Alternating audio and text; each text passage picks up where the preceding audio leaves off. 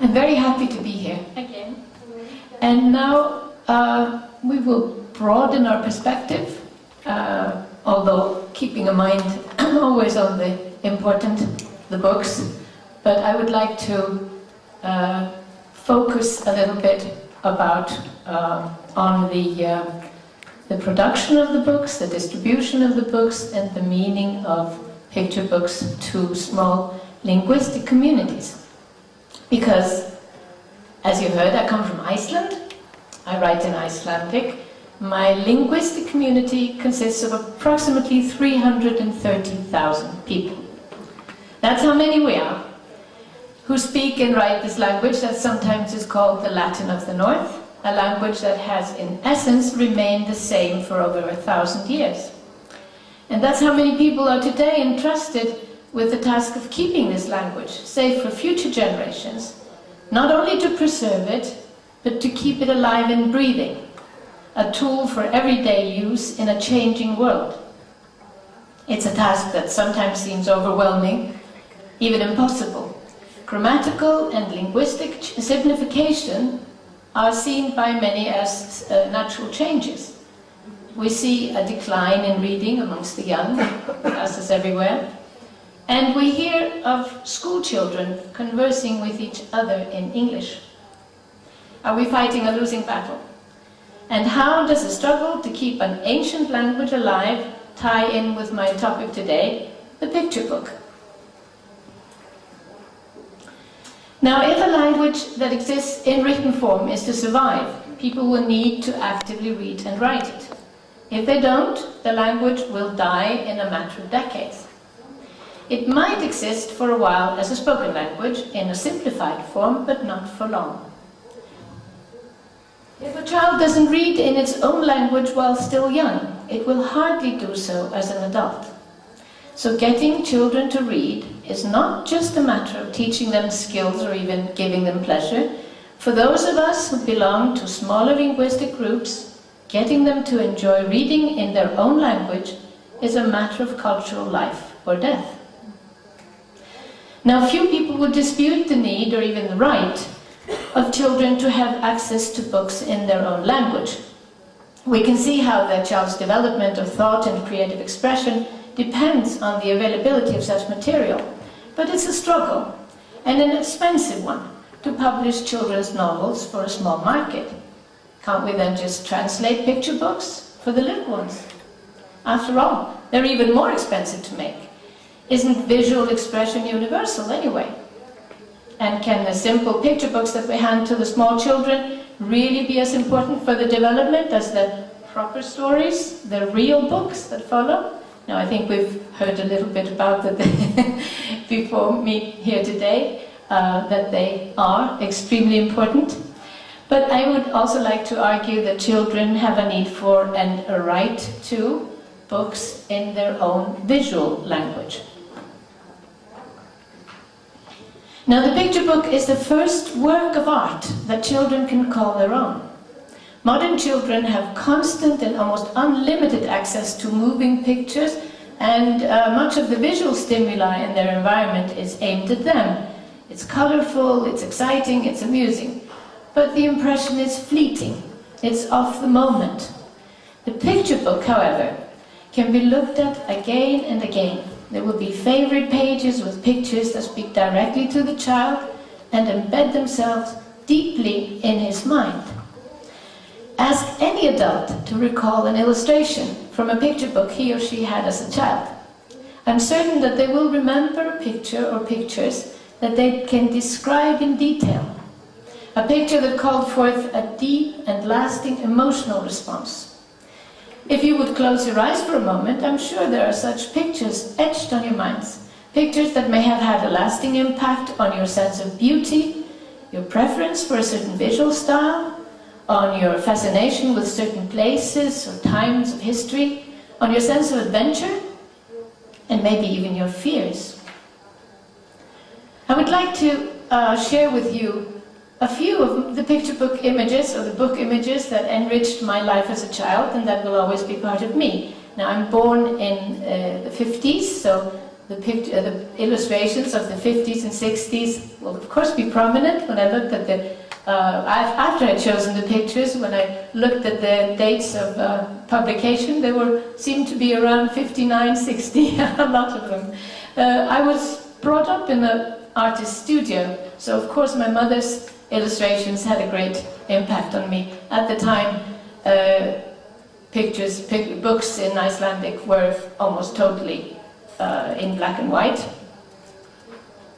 Here's another one of hers. And of course, that had a great impact on me in every way. But other books, as this one, I was sent from Norway as a child, a book of poetry illustrated by Paul René Gauguin in 1961. Another one from the same, and I loved the pictures so much that I had to learn Norwegian so I could understand the poetry.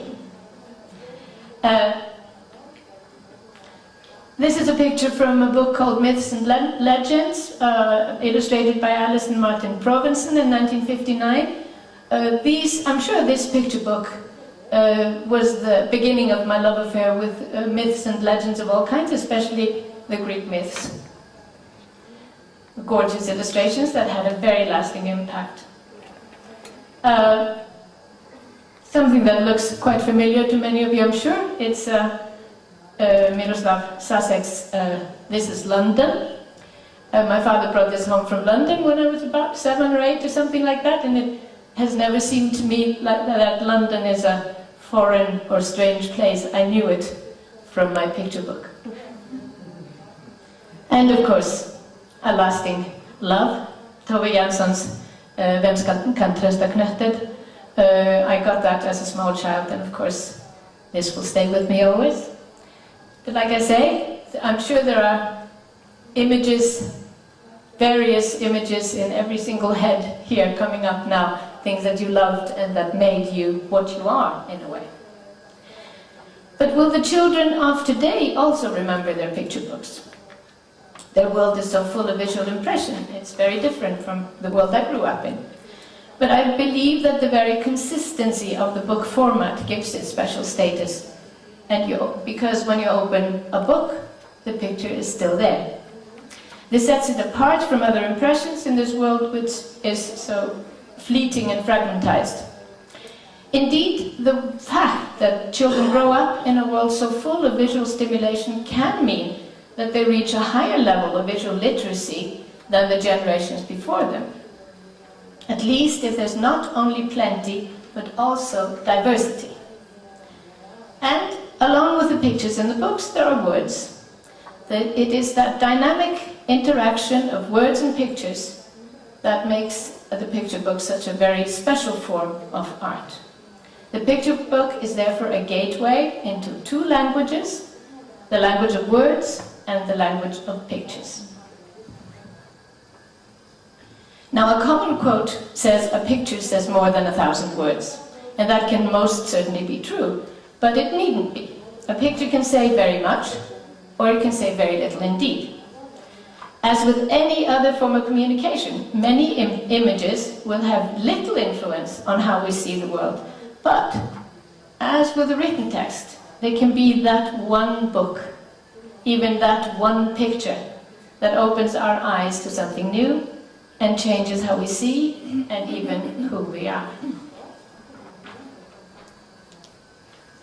The book illustration speaks to us in 2 ways. On the one hand, in the language of the picture content, and on the other hand, in the language in which all pictures communicate, the language of purely visual elements.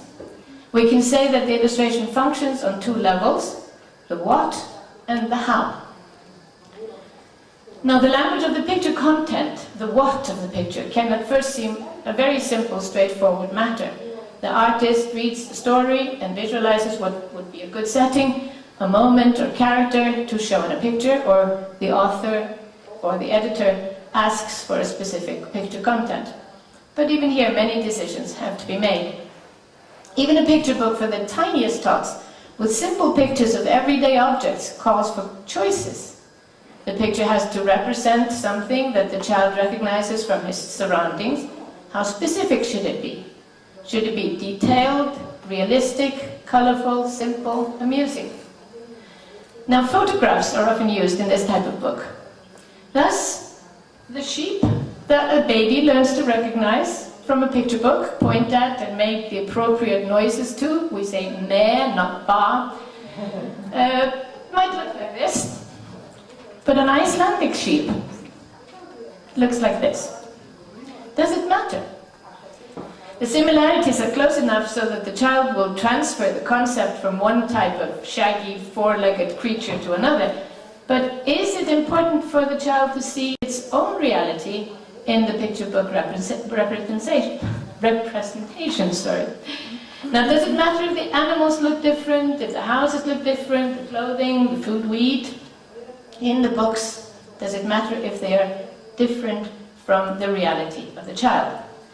What does it do to our first impression of the relevancy of books on our lives? An example often referred to is skin color. How is it for a dark-skinned child if all the children in the book have light skin? The examples I mentioned before, of course, a lot less dramatic. But to see your world in a book gives it recognition and a certain legitimacy. Now, as you can imagine, the thought of spring coming at the end of the long, bitter Icelandic winter has inspired many poems and songs, especially for children. The first day of spring is our Children's Day. Children were given gifts on that day, long before it was customary to give birthday presents. For the Icelandic child, the spring means the first dandelions blooming and the return of the migratory birds from the south. The song of the Arctic plover is the song of spring, praised in a multitude of poems. But spring in Iceland is a cool affair. Sorry about the picture, it's very grainy, but that's the first day of summer parade. The children in the front, the Girl Guides there, seem to be surviving in their shirts, but you can see the ones in the back are rather more bundled up. Because our spring is a rainy and windy spring that might suddenly change its mind entirely and turn to frost. Now, in a picture book translated from warmer shores, the illustrated children might look to the skies to see swallows fly, and they will be dressed in clothing that would mean an attack of pneumonia for Icelandic children tempted to copy the attire. Now, I'm by no means implying that children are stupid, or that they should not see how life is elsewhere. Of course not. I'm only saying that every child needs to see its own surroundings sometimes. That we need some books that are mirrors that reflect the world we know. And from the safety of that world, we can also look out at the big world, recognize the similarities and the differences. If we were to limit ourselves to depicting only the strictly familiar, we would have to reject all fairy tale, all fantasy. Of course, that would be simply terrible. When we look at the visual material aimed at children, the bulk of it is indeed within the realms of fantasy. Either pure fantasy or everyday stories with elements of fantasy, such as animal characters dressing and behaving as humans. Now, there's nothing new about that, of course. We have ancient tales where animals embody human characteristics, and many of the best-loved gems of children literature fall into this category. Here, of course, Beatrice Potter, and of course, The Wind in the Willows. Now, to use a fantasy world allows the artist to transcend barriers of time and place, and animal characters can be used to eliminate some of the difficulties of translation between cultures. This can be brilliant or superficial. Some of the most wonderful creations of the picture book world belong in the categories of pure fantasy or fantastical elements, but sometimes it feels as if the producers are simply playing it a little safe by using mice or teddy bears instead of children as characters. Now, if you should have any doubts about the impact of images in picture books, let me try to change your mind by telling you a little story. When our daughter was 3 or 4, her father once asked her what she wanted to do when she grew up. "I want to be a nurse," she said. Why not a doctor like Daddy?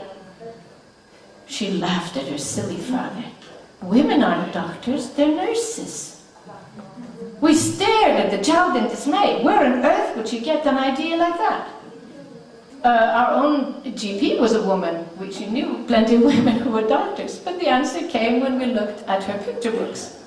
There the doctors were male. Even the lion, who was a doctor, was obviously male. Now, of course, awareness of gender has grown since 1978. I think even those books have been changed. Richard Scarry's books have been changed somewhat. But there, actually, the picture book image was stronger than reality. And stereotypes are, I'm afraid, not a thing of the past. Just as even the simplest text has many layers of underlying meaning, the content of illustration can refer to a multitude of aspects that are specific to a certain culture. The picture can refer to known places, to other texts such as folk tales or mythology. It can contain symbols easily understood by one culture and maybe almost incomprehensible to another. Some of this content is placed knowingly and with full intent by the artist, and some may be purely accidental.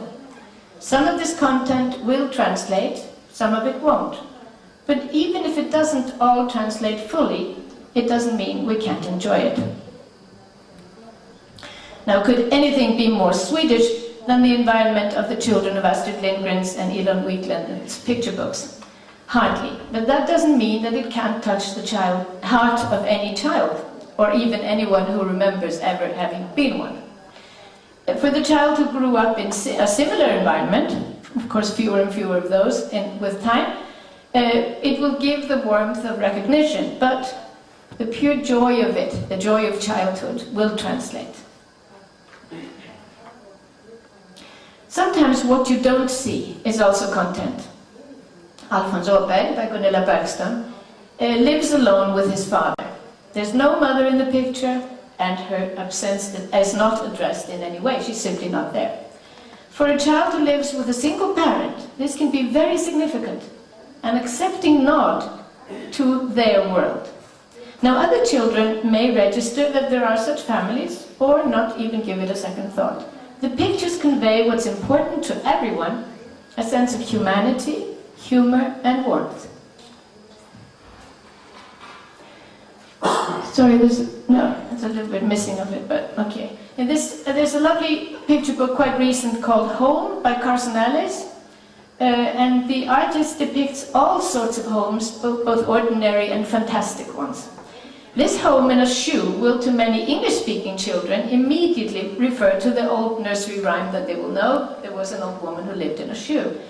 But my little granddaughter doesn't know this rhyme. To her, the picture was just amusing and fitted into the concept of the book, which is that a home can be any way you imagine it. Now, the other language of illustration is the purely visual one. It shares that with every other work of visual art. Form, line, color, rhythm, light, contrast, style. This is universal. These are the ABCs of visual communication. Can it then be influential on the perception of the picture as the content? Is the how as important as the what?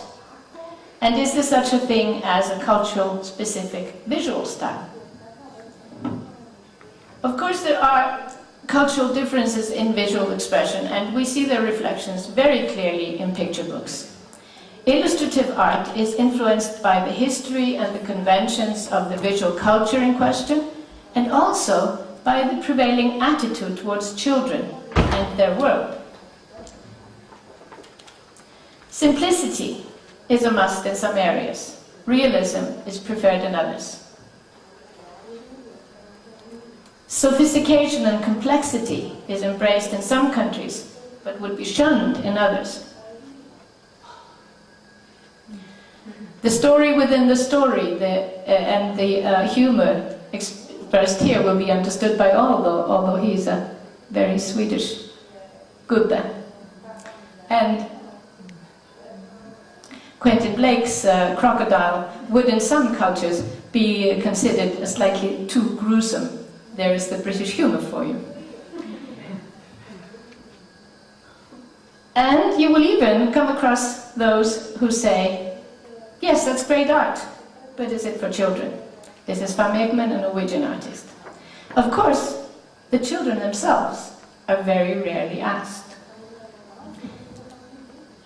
Now, one of the main problems in children's literature, and especially in picture books, is that the children don't buy the books. Parents and grandparents, teachers and librarians, in short, adults, buy the books.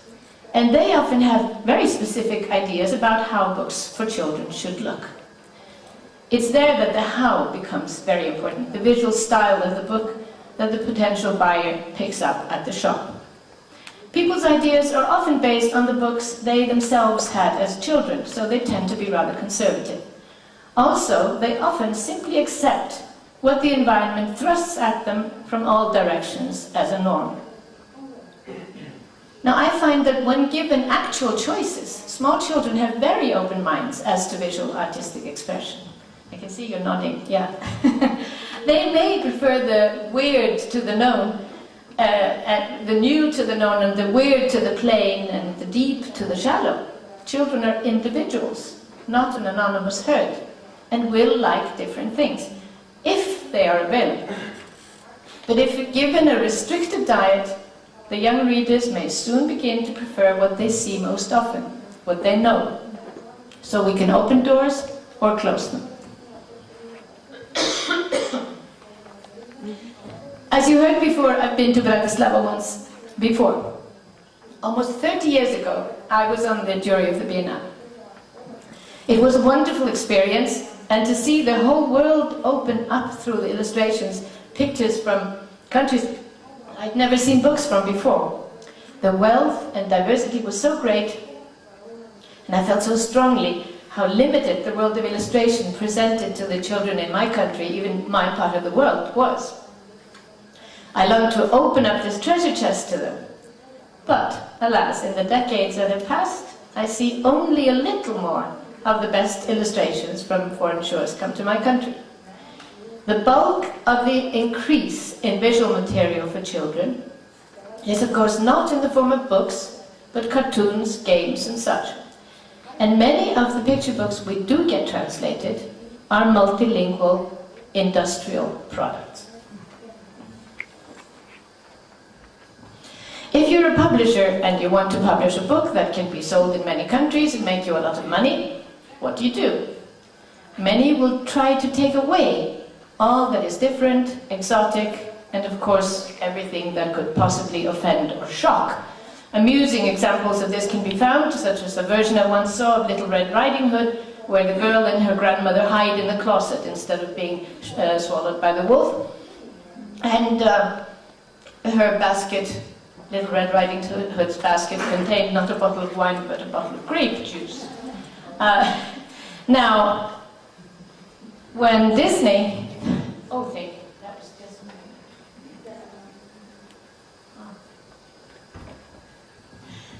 When Disney made a cartoon of The Little Mermaid, they gave it a happy ending.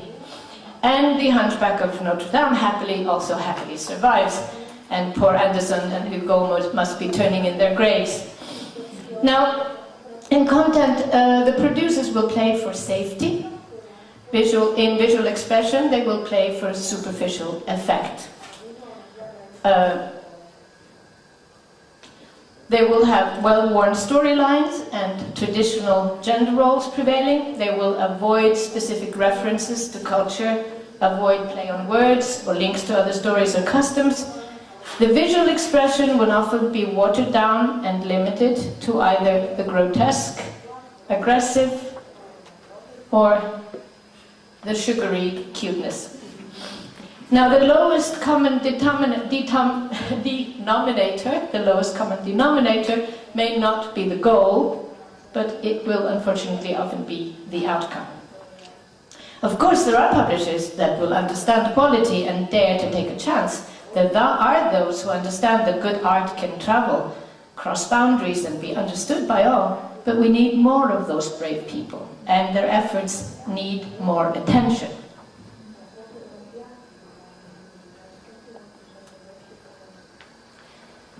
At the Bologna Book Fair this spring, I was looking through books published by an Asian publisher, and to my astonishment, the children in the illustrations looked European. And there was no trace of the rich visual culture of the country to be seen in the style of illustration. I couldn't help asking why. And the representative of the publishing house said it was because of competition from abroad. Book illustrations were expected to look like this. They could have been cartoons from anywhere, coloring books, images on toys, clothing, ads. This made me very sad. And this example is, of course, based on the fact that books have to be sold. The road taken in this case was to copy what was most common, to hop on the cross-cultural, or rather non-cultural wagon and make a predictable product. It's an understandable one, and it's a road much traveled. But there are other possible ways to go. Ultimately, the decision whether a country's culture is worth preserving is a political one. Ask any politician and they will tell you, of course, they will do everything and anything they can. Of course, when it comes to opening the purse, it might be a different matter. It involves policy making. And of course, it involves money. Most of all, it depends on knowledge and insight. The people holding the purse strings must need to realize that if their language is to be preserved, children must learn to love books and reading. They will hardly begin to do so at age 10 or 15. They need good books from the cradle onwards. And for good books to be made, we need a lot of other things to be in place. Education for writers, illustrators, teachers, librarians, parents. We need media discussion, reviews, conferences, exhibitions, awards, and plenty of affordable quality books on the market. All of this costs money. Without it, though, the battle is simply lost.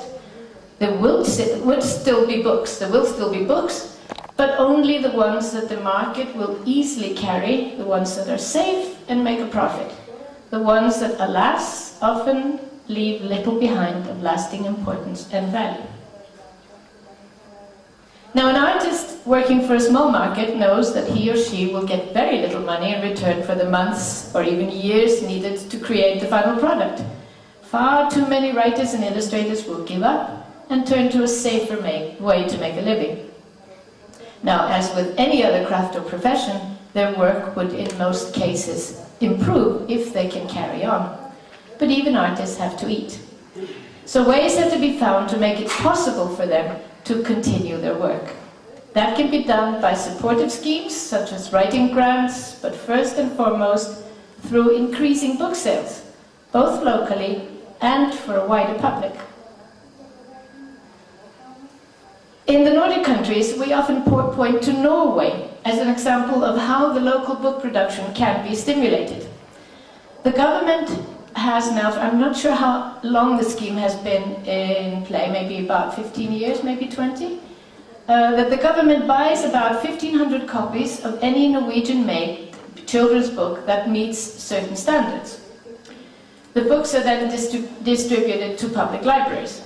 After this arrangement came about, a change soon became apparent in Norwegian children's books, especially in illustration. As I mentioned before, adults buy books for small children and they are often conservative. Therefore, publishers often go for the safe bets. But a sale of 1,500 copies can't fail to break even. So it's possible to be daring, go for something new and a little crazy. Yeah. And the children will often love the crazy books, if they get them. An example is here, Boken og Bruse, one of the Boken og Bruse books that Norwegian children actually love and parents now buy. But I'm pretty sure that most publishing houses would have turned down this idea if they hadn't had the safety net of the government-bought copies. Another example from a young Norwegian illustrator, Stian Hol, whose work is a lot more sophisticated than you would have seen some years ago in the Nordic countries. Now in Sweden there is a long tradition of taking children's books seriously, and they are presented and discussed in the media in a way that we envy in my country. The level of consciousness about the importance of the children's books is high, and of course the international success of writers such as Astrid Lindgren, first and foremost, has been influential in raising this awareness. In Iceland we do love our books, but children's books have long been on the periphery, not really considered on their own merits, more as a preface to the real reading. This is changing. Now the most prestigious book prize in Iceland has a category for children's books, as does the big Nordic prize. But this has only come about in the last few years. The work of dedicated individuals and organizations such as VIDÍŠ is finally paying off. And things like this really matter. The media coverage, the festivals dedicated to children's books, the academic discussion. It matters. But we need more. We mainly need to reach the general public and to increase the awareness of the value of reading for children and with children. Now, the dangers of endless screen time are becoming more and more apparent. And we should use that knowledge to encourage parents to take the smartphone out of the hands of their babies and read a book for them instead. As we have seen before, use the book. Now, when you see a 1-year-old going like this over an object to make it bigger, you realize that they have had maybe a little bit too much screen time.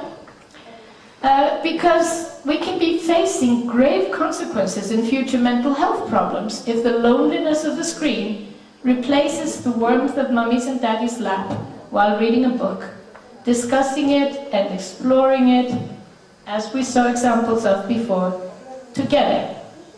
We need a lot more coverage and discussion in the media about the importance of children's books.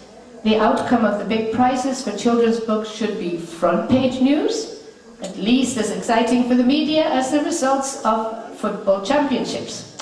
After all, the books have a lot more long-lasting influence, I should say. Now, the reason why Emil is sitting there whittling away is maybe to illustrate the fact that boredom used to be a very big part of children's lives and maybe a very big factor in creating creativity, and we're taking that boredom away from them now. Well, something you recognize maybe. Last but not least, we need to get even better at sharing our treasures. It's precisely the jewels that give us most pleasure locally in our respective countries that can also delight children in other countries and cultures. The most important picture books, beautiful, the exotic, the crazy, the daring books, they need to travel. The publishing houses must have the courage and the incentive to step outside the boundaries of safety. The picture books that get attention and praise at exhibitions, such as the one that will be opening here now, will be published in many countries and have a lasting influence on the art of illustration, but I would like to see them get more attention. We still need to open up more ways of communication and to make sure that all artists and all publishers know about these venues. Maybe this is an issue that is changing with more communication through internet and with increased self-publishing, but we still need to make sure that quality won't drown in a sea of bland uniformity. We need to make ways